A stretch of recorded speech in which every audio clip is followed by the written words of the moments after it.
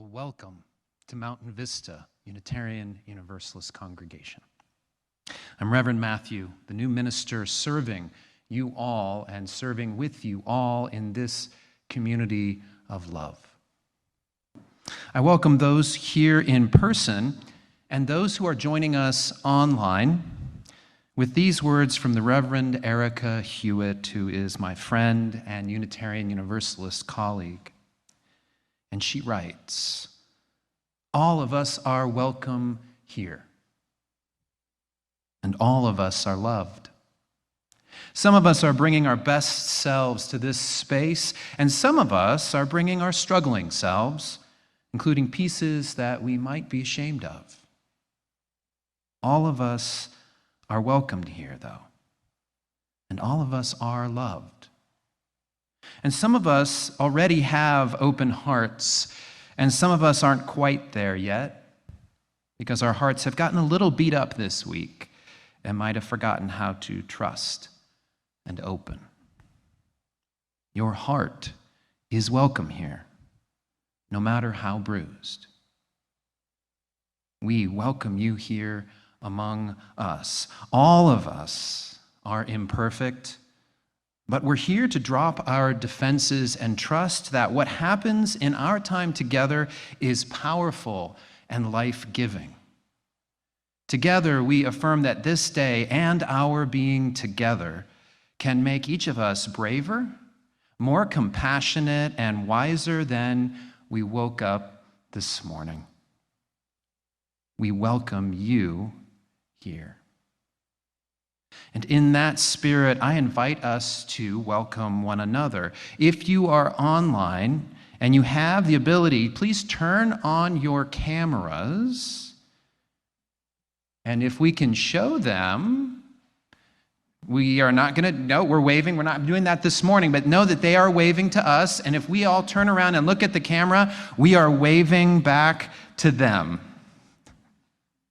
As Debbie, one of our pastoral assistant leaders, says with this greeting, we are so glad that you all are here today. We are better and we are stronger because we are together. Now, our Sundays, of course, are not possible without those online, without you in person, and nor are they possible without the time and the talent of our welcoming, hospitality, children's religious education, and audio-visual teams.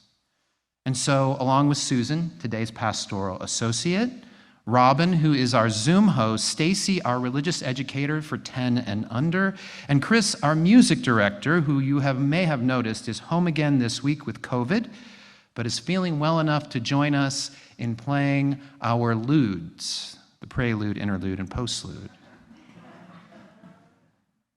Together, we thank you for all that you do to make this morning a blessed welcome and a loving gathering. Today is the third Sunday in a month-long exploration of Reentry. And as we adjust to the great distances learned throughout the pandemic, we find ourselves in a time of reentry, of exploring and choosing how we might return to community and the life-giving systems that we have been missing for so long. All this month, we explore MVUU's invitation to re-enter our world, the broader community, and even our own lives through our UU values. Guiding our reentry is the mission, the purpose, and the soul of this congregation, and summed up in 3 words: engage, love, transform. And today we look to courageous love. This is our aspiration to love collectively as a community, embracing our power as individuals as the means to transform not only ourselves, but also our world. Welcome. It is good to be together.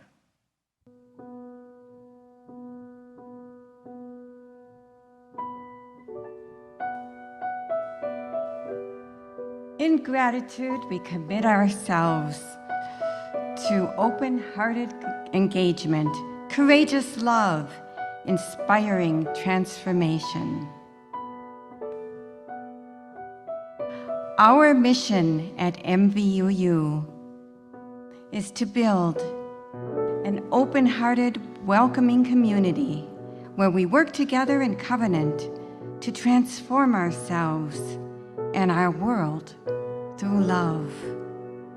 Together, we will nurture our Unitarian Universalist faith identity, teach it to our children, and live it courageously in the world. We will create space and support to develop authentic connections to each other's lives. We will give and receive care to and from one another. We will risk vulnerability to create covenantal relationships across all kinds of difference within the congregation and beyond its walls. We will bring more love and justice into the world in covenant with impacted people. We will develop life-sustaining spiritual practices. We will engage, love, and transform the world.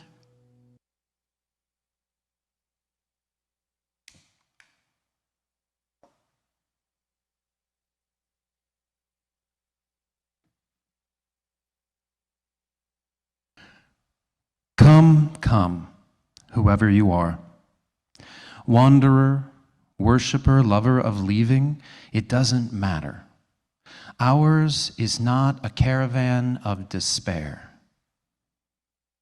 Come, even if you have broken your vows 1,000 times, come, yet again, come. Now this invitation comes to us from Jalala al-Din Muhammad Rumi, the 13th century Sufi mystical and Islamic scholar. And Rumi believed that Allah was merciful and understanding, the beloved who welcomes and embraces all. So no matter one's past challenges and choices, triumphs or mistakes, each and every one is welcome. And while our beliefs may be different, Rumi's invitation resonates within our Unitarian Universalist faith. We come as individuals, and no matter what has gone before, we recognize your inherent worth and dignity. And we welcome one another into a community of love. And there's a song that we are familiar with using this poem, but others have also taken up this and put it to slightly different words. And I want to teach you this other version.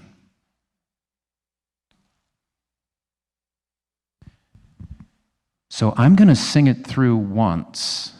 And then when I say, here we go, you will join me. All right?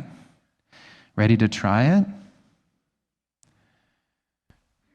Come, come, whoever you are, wanderer, worshiper, lover of leaving. Come, come, whoever you are. This isn't a caravan of despair. Come, come, whoever you are. Wanderer, worshiper, lover of leaving, and come, come, whoever you are. This isn't a caravan of despair, 'cause it doesn't matter if you've broken your vows 1,000 times before, and yet again, come again, come, and yet again, come again, come, and yet again, Come again, come again, come. All right, we're going to do it in a second, but let me do this first. Come again, come. Come again, come. Come again, come. Come again, come. All right, everybody ready? Here we go. Come, come, whoever you are, wanderer, worshiper, lover of leaving, and come, come, whoever you are. This isn't a caravan of despair. Come, come, whoever you are, wanderer, worshiper, lover of leaving, and come, come, whoever you are. This isn't a caravan of despair, 'cause it doesn't matter if you've broken your vows 1,000 times before, and yet again, come again, come, and yet again, come again, come, and yet again, come again, come again, come. Thank you. I invite you now to a time of contemplation, of considering and pondering this invitation to love. Love has been speculated on and theorized about throughout our human history, but mostly we've just felt it.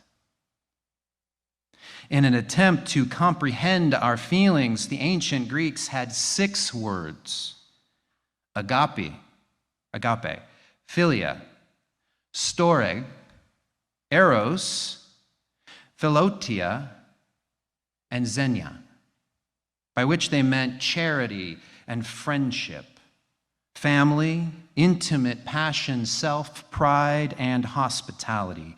And while these named the many actions of our bodies and the emotions alive in our hearts, they didn't contain the breadth of our experience.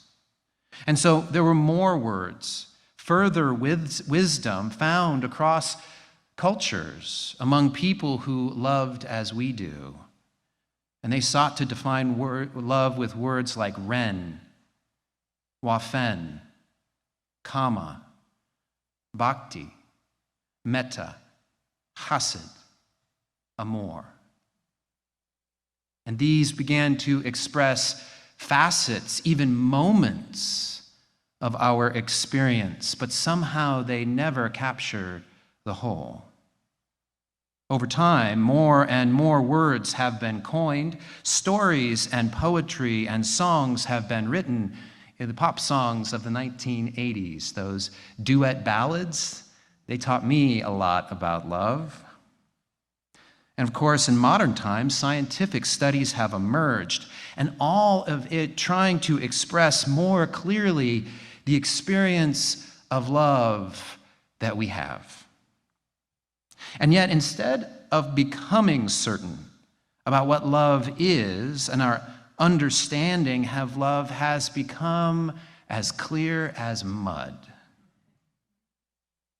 And so I turned to, of course, the one source that we can all trust, Wikipedia.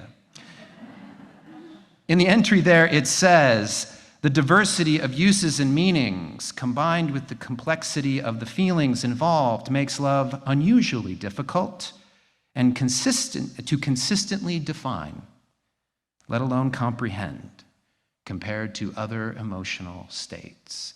And now we're getting somewhere. Love is complicated and complex and confusing.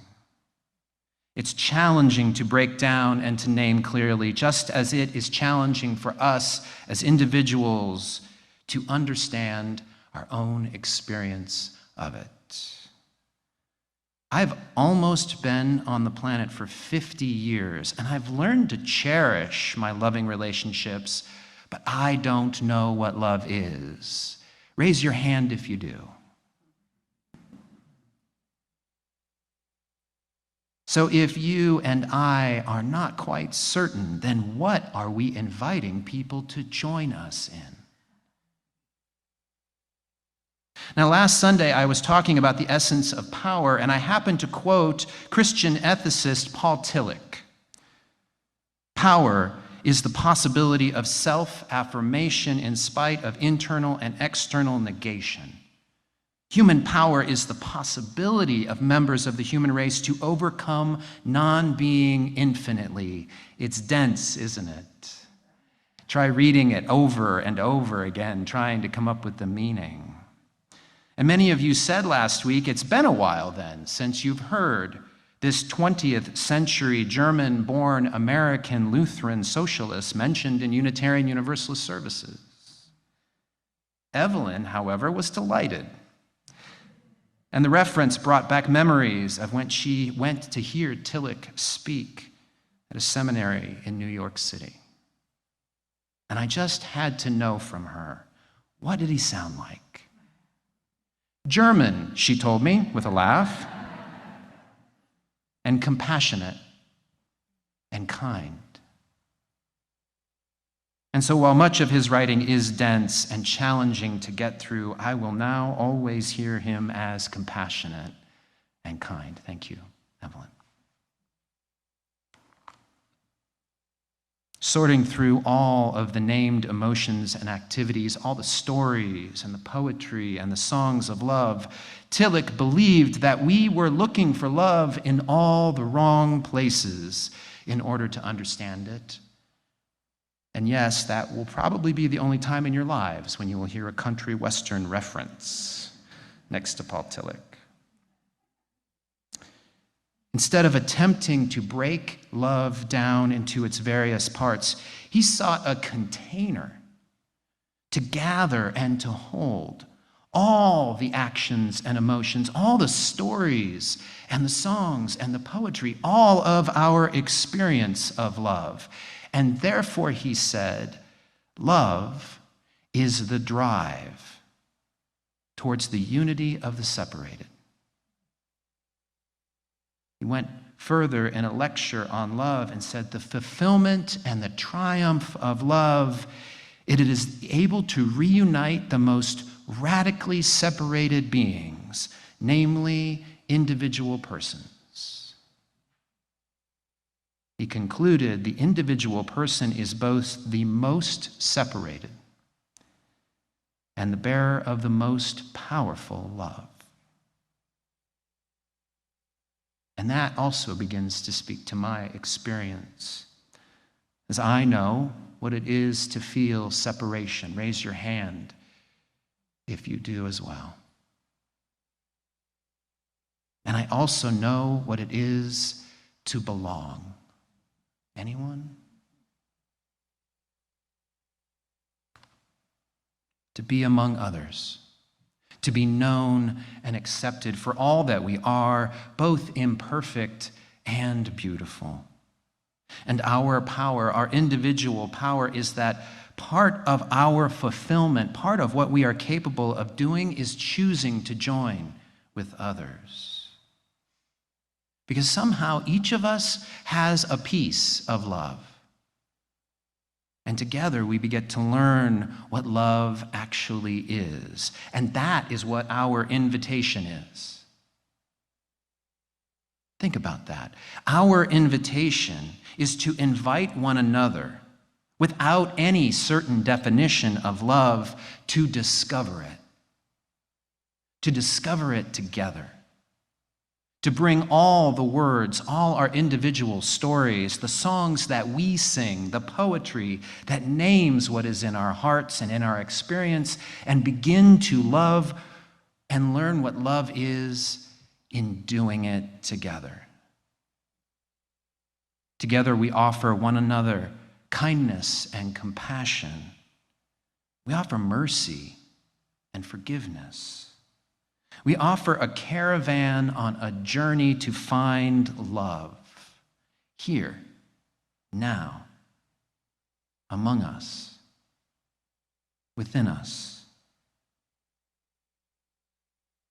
May it be so, because we choose as individuals powerful in discovering love, because we choose to do so.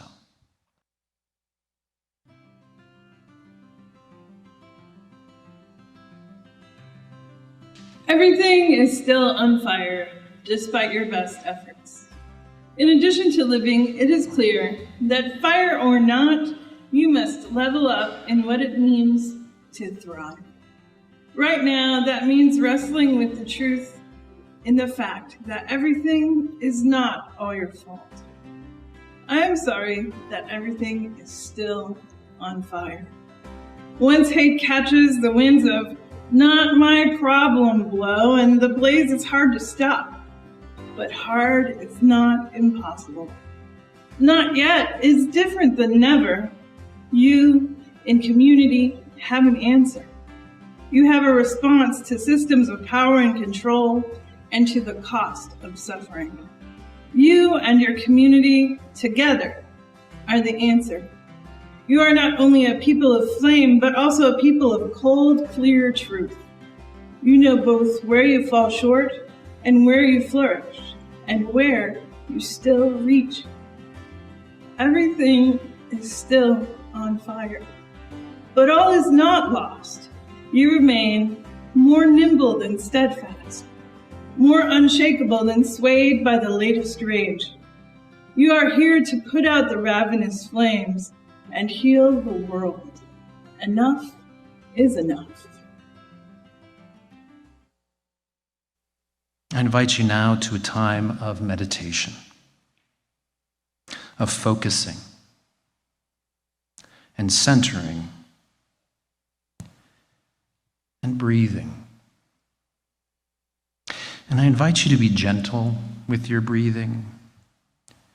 It can be hard for those of us wearing masks when we focus on our breathing in and out. As we breathe evenly, lightly, know that we are all together, breathing here in person and with those online. As you are able, relax into your body.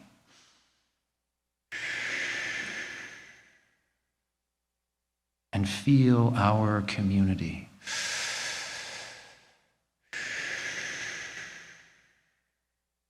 And be present to this moment in history.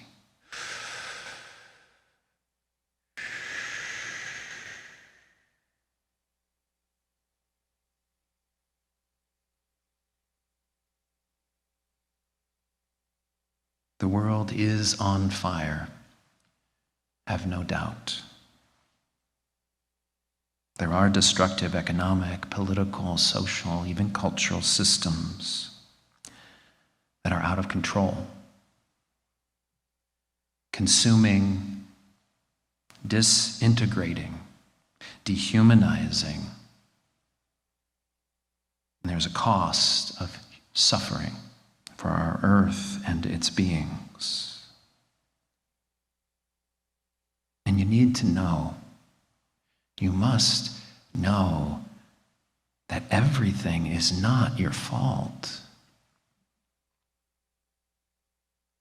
And I invite you to welcome that truth deeply in your heart and your bones. Everything is not all your fault. And hold that in your body and your spirit, because you did not create or cause. You did not conspire or even give consent. And you cannot continue these systems or control them on your own.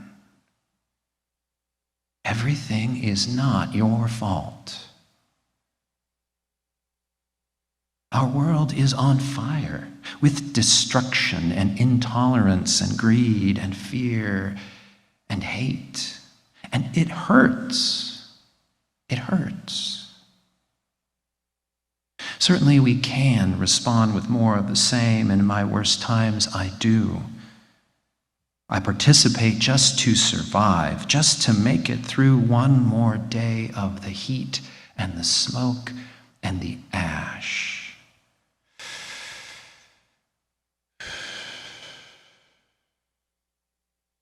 But that's not living.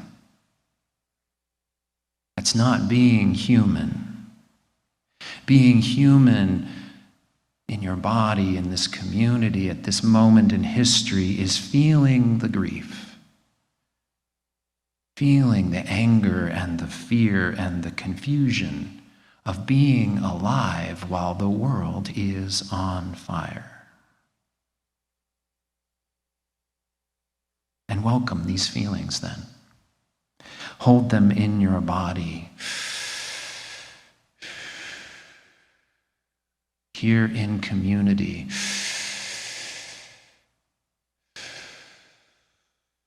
Among these people. Here you are loved. All of us are welcome here, and all of us are loved. And feel that in your body. Feel that in your bones, in your heart.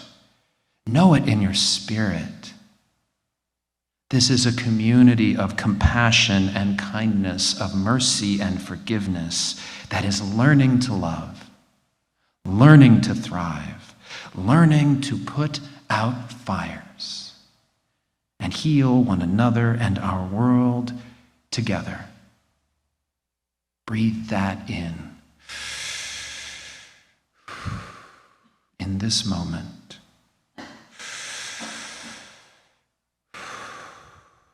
Among this people.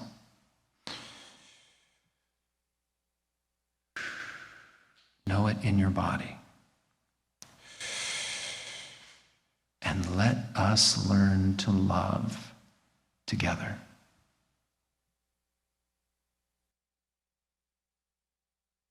In a moment, we will share in a sacred song from the writing of the Reverend Robert Ellen Isaacs, entitled A Litany of Atonement. Now, this song invites you to sing in response the words, "We forgive ourselves and each other. We begin again in love," after each line that is offered. And in this context, atonement means to be one with community.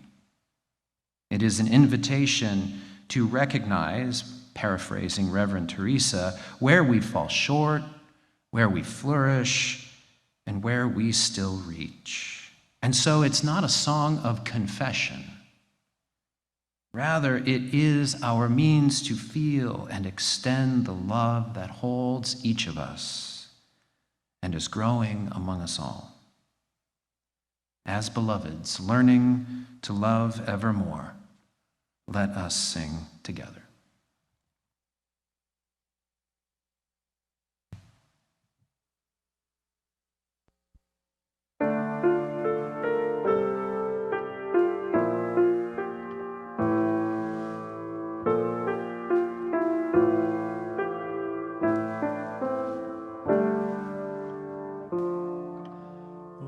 Forgive ourselves and each other. We begin again in love.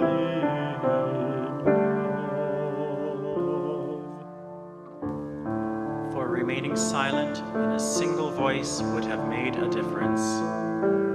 We forgive ourselves and each other. We begin again.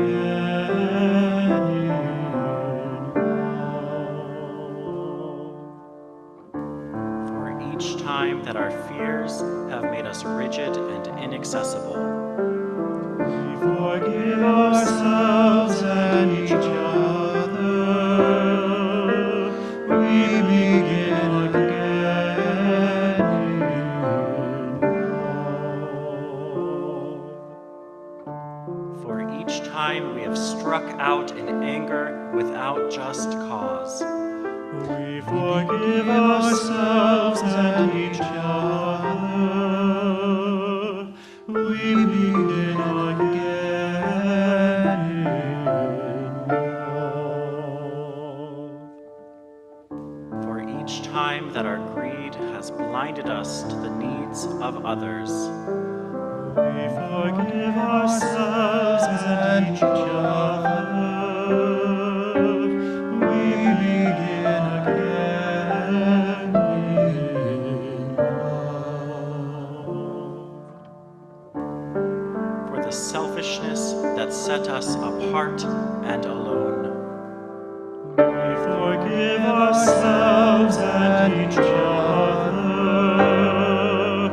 We begin again in love. for falling short of the admonitions of the Spirit, We forgive ourselves and each other. We begin again in love. for losing sight of our unity, We forgive ourselves and each other. We begin again in love. for those and for so many acts, both evident and subtle, which have fueled the illusion of separateness. We forgive ourselves and each other. We begin again in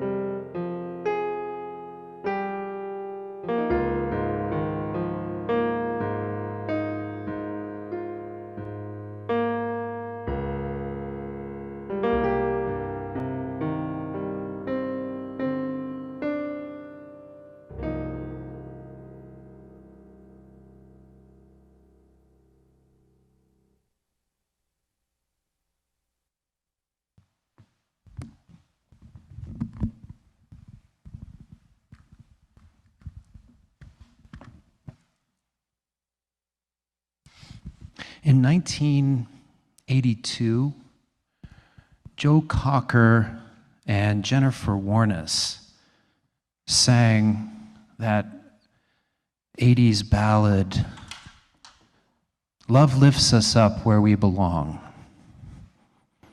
Now, they went on to win a Grammy for that duet.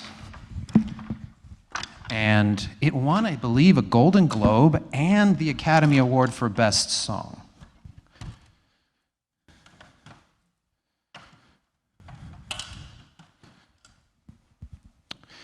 And I think love lifts us up where we belong,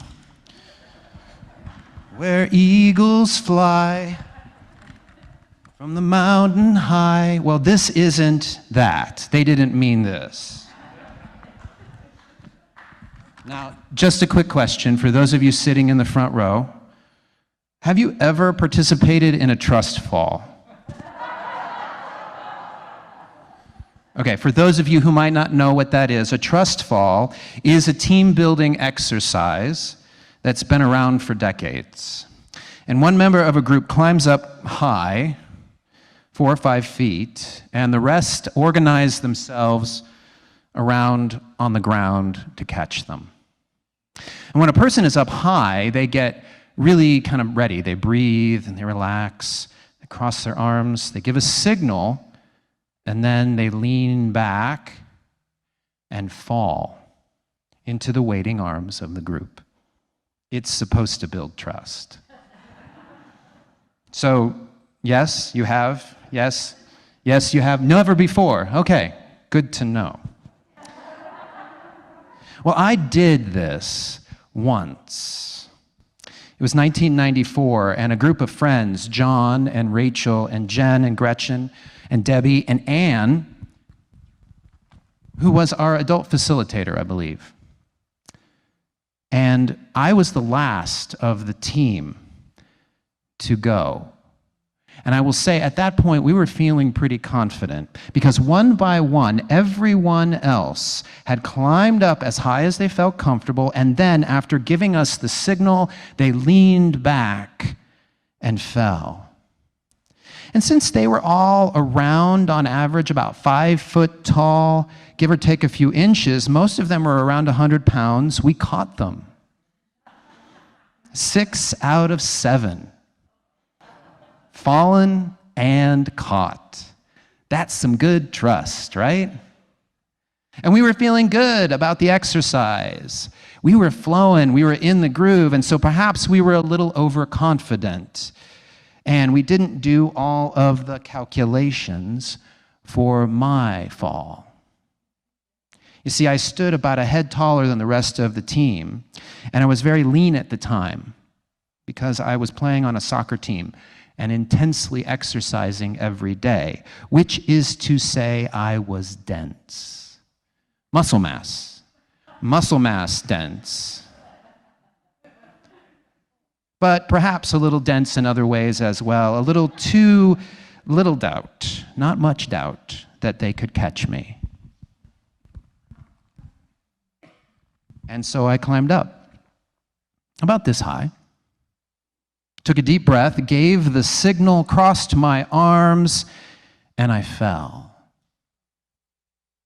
Now, if I recall my high school physics at all, and thanks to Mr. Miller, I do, I believe that an object in our gravity falls at about 3.4 meters per second squared, which means that if I weighed 180 pounds and my head started about 10 feet up above the ground, that when I fell through my friend's waiting hands, I hit the ground hard.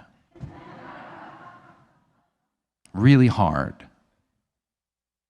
And it is entirely too cliche to say, but I'm going to anyway, that this is all kind of like love. Love is a many-splendored thing. It lifts us up. All we need is love, but it does let us down. Sometimes easy, sometimes hard. And a note about doubt here, it's really good for us because not all relationships are about love. Doubt can help us discern if a relationship is safe or not, if it is healthy or not. Doubt, it can guide us to know if our relationship is hurting and suffering, and it must come to an end. Or Doubt can help us understand that we are on the verge of leaning in and learning more about love. Now, my friends felt terrible. They really did. They were embarrassed, and I was a little bruised. And we could have ended then. We could have called it a day. 6 out of 7 is pretty good.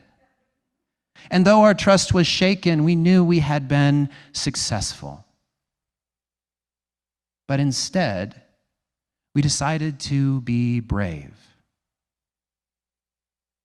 We decided to try again, and this time with a little more discernment, a bit more calculation, and certainly learning from our past mistakes. This time, I didn't climb up as high,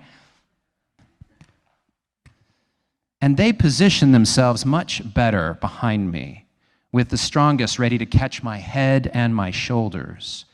And so when the time came, I gave the signal. I crossed my arms, I leaned back, and I fell. I think it was in 1986 when Amy Grant and Peter Cetera sang, "The next time I fall in love, I'll know better what to do." Well, they didn't mean this, but it is what we mean when we invite each other into a community of love. The next time I fall in love, I'll know better what to do. See, we want you, whoever you are, wanderer, worshiper, lover of leaving, to come and to come and to come, because we will love you. And yes, we will let you down. Sometimes easy, sometimes hard. And I'm sorry. Because when we let you down, it is not your fault. It's really not our fault. It's human beings learning how to live in love. It is human, imperfect, and beautiful, and that's what our community is. You see, we love and we let people down. We pay attention to our doubts, and sometimes we find we have unhealthy relationships, and that's when it's important for us to call it a day and part ways. And it does happen. Loving communities know when to end relationships. But most of the time, letting each other down is our chance to learn. To learn what love really is, and then to go and do it better. You see, I was falling, and I was caught. Just as you fall, and you are going to be caught by a people who practice courageous love. Not a perfect love that doesn't exist, but a love big enough to welcome imperfections as beauty, to need to belong and recognize that as strength, and to share in a unity as a drive into and through our mistakes towards unity, towards oneness, towards love. And this is the mission of this congregation, to welcome broadly, to engage in a big love courageously, learning how to raise up one another and how to catch each other when we fall. This is not a little love. It's not tiny. And yet each of us holds a piece of it. And this is a love when we share it, when we come together and we trust one another with it.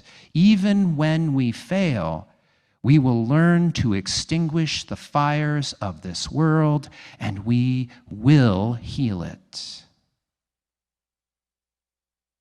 I know it. Because this is the very love, the big love, which has been active in our world through generations of strife and division and isolation, and it has brought you here today. One courageous love. May we be faithful to this love and to one another now and in all of our days to come. Amen. And I'm not going to fall off the ladder now.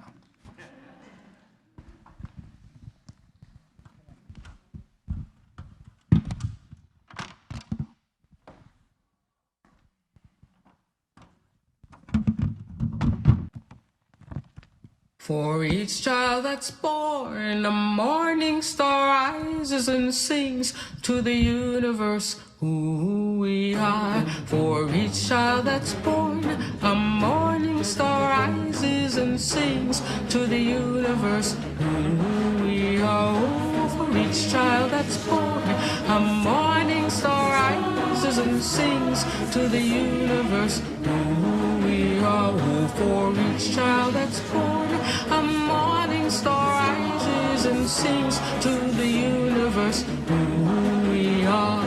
We are our grandmother's prayers, and we are our grandfather's dreamings, and we are the breath of our ancestors. We are the Spirit of God. We are mothers of courage, fathers of time, daughters of dust, and the sons of great visions. We're sisters of mercy, brothers of love, lovers of life, and the builders of nations. We're seekers of truth, keepers of faith, makers of peace, and the wisdom of ages. We are our grandmother's prayers.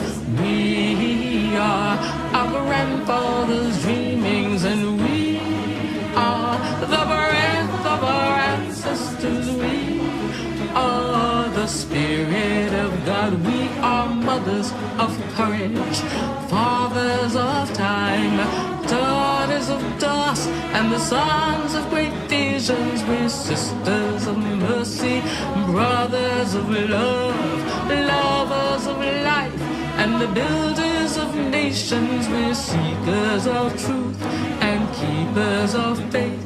We are makers of peace and the wisdom of ages. We are our grandmother's prayers. We are our grandfather's dreamings, and we are the breath of our ancestors. We are the Spirit of God. We are our grandmother's prayers, and we are our grandfather's dreamings. We are the breath of our ancestors. We are the Spirit of God. For each child that's born, a morning star rises and sings to the universe who we are. For each child that's born, a morning star rises and sings to the universe who we are. We are one.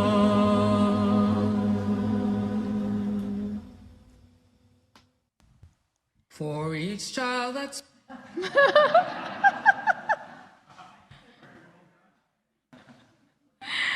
As you exit the sanctuary today, on the doors to your left, there are 2 bowls on the table. Donations placed in the wooden bowl support the work of the church. Woven basket donations go to the UU The Vote, which our congregation is supporting this month. UU The Vote is a nonpartisan civic engagement initiative focused on strengthening democracy and organizing for justice, accountability, and healing. As you know, a commitment to democracy is central to our faith tradition, and it is also central to our society. May we remember these words, adapted from the Unity Prayer. The light of love surrounds us. Love enfolds us. The power of love protects us. Love watches over us. Wherever we are, love is.